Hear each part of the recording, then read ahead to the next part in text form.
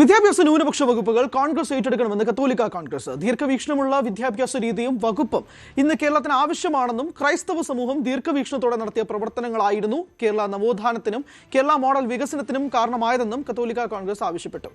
വിദ്യാഭ്യാസ ന്യൂനപക്ഷ വകുപ്പുകളിൽ പൊതുസ്വീകാര്യമായ ക്രമീകരണങ്ങൾ ഉണ്ടായില്ലെങ്കിൽ ശക്തമായ പ്രതികരണങ്ങളിലേക്ക് കടക്കുമെന്നും കത്തോലിക്ക കോൺഗ്രസ് പറഞ്ഞു. സിറോ മലബാർ സഭയുടെ ആവശ്യമാണ് കത്തോലിക്ക കോൺഗ്രസിന്റെ നിലപാടിലൂടെ പുറത്തുവരുന്നത്.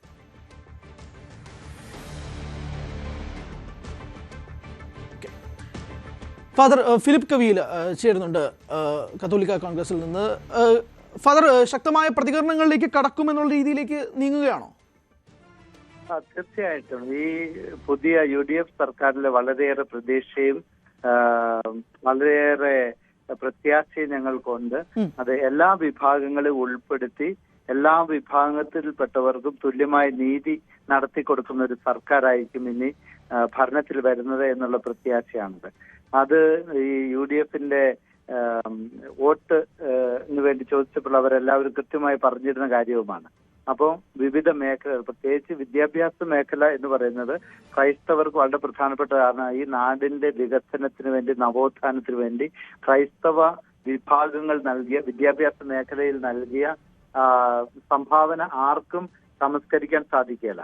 അതുകൊണ്ട് വിദ്യാഭ്യാസ മേഖലയിൽ ഒരു സമഗ്രമായ വികസനം ഉണ്ടാകണമെങ്കിൽ സമഗ്രമായ കാഴ്ചപ്പാടുള്ള, എല്ലാവരെയും ഉൾക്കൊള്ളുന്ന കാഴ്ചപ്പാടുള്ള കോൺഗ്രസിനെ പോലെയുള്ള ഒരു പാർട്ടി അത് ഏറ്റെടുക്കണം. UDFനെ നയിക്കുന്ന കോൺഗ്രസ് പാർട്ടി ഈ വിദ്യാഭ്യാസ മേഖലയിൽ വിദ്യാഭ്യാസത്തിന്റെ ചുമതലയുള്ള മന്ത്രിമാരായി വരണമെന്നാണ് ഞങ്ങളുടെ ആഗ്രഹം.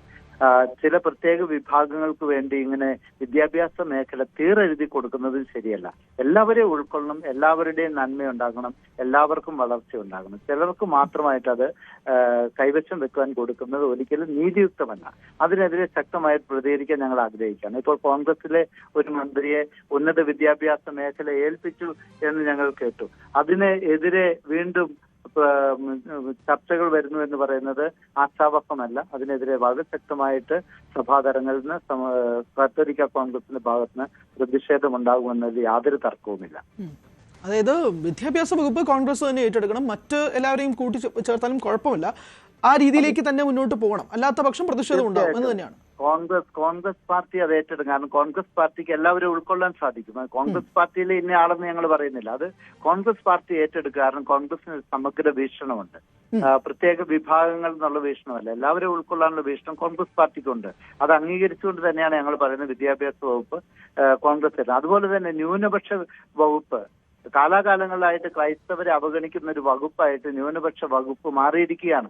ഈ ന്യൂനപക്ഷ വകുപ്പും വിദ്യാഭ്യാസവും പോലെ തന്നെ പ്രധാനപ്പെട്ടതാണ്. അത് കോൺഗ്രസ് ഏറ്റെടുക്കണമെന്നാണ് ഞങ്ങൾക്കത്. ന്യൂനപക്ഷ വകുപ്പ് സാധിക്കുമെങ്കിൽ മുഖ്യമന്ത്രി തന്നെ കൈകാര്യം ചെയ്യുന്നതാണ് ഏറ്റവും ഉചിതം എന്നാണ് ഞങ്ങളുടെ അഭിപ്രായം.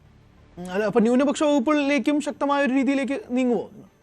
തീർച്ചയായിട്ടും ഈ കാര്യങ്ങൾ ഞങ്ങൾ വളരെ ശക്തമായിട്ട് ഇതിനെക്കുറിച്ച് പ്രതികരിക്കാൻ തീരുമാനിച്ചിട്ടുണ്ട്. കാരണം ഞങ്ങൾ ആരും ഒരു അനാവശ്യമായ കാര്യമല്ല ആവശ്യപ്പെടുന്നത്. എല്ലാവർക്കും നീതി ലഭിക്കണമെന്നുള്ളതാണ്. ചിലർക്ക് മാത്രം പോരാ, എല്ലാവർക്കും നീതി ലഭിക്കണം, എല്ലാവരെയും തുല്യമായി പരിഗണിക്കണം, എല്ലാവരുടെ ആവശ്യങ്ങൾ ഗവൺമെന്റിന്റെ ശ്രദ്ധയിൽ ഉണ്ടായിരിക്കണം. അതിന് സാധിക്കുന്ന ആളുകളെ വേണം തെരഞ്ഞെടുക്കാൻ എന്നുള്ളതാണ്, മന്ത്രിമാരായിട്ട് നിശ്ചയിക്കാൻ എന്നാണ് ഞങ്ങളുടെ ആഗ്രഹം. ശരി ഫാദർ, അതായത് ന്യൂനപക്ഷ വകുപ്പ് മുഖ്യമന്ത്രി ഏറ്റെടുക്കണം, വിദ്യാഭ്യാസ വകുപ്പ് കോൺഗ്രസിന്റെ കയ്യിലായിരിക്കണം, ഇത് രണ്ടുമാണ് ആവശ്യം. അതെ, തീർച്ചയായിട്ടും. ഓക്കെ, വ്യക്തമാണ്. ഇതാണ് ഫാദർ ഫിലിപ്പ് കവിയിലാണ് പ്രതികരിച്ചത്. കത്തോലിക്ക കോൺഗ്രസിന്റെ ആവശ്യമാണ് അദ്ദേഹം മുന്നോട്ട് വെച്ചത്. കൂടുതൽ വാർത്തകൾക്ക് News 18 Keralam YouTube channel subscribe ചെയ്യുക.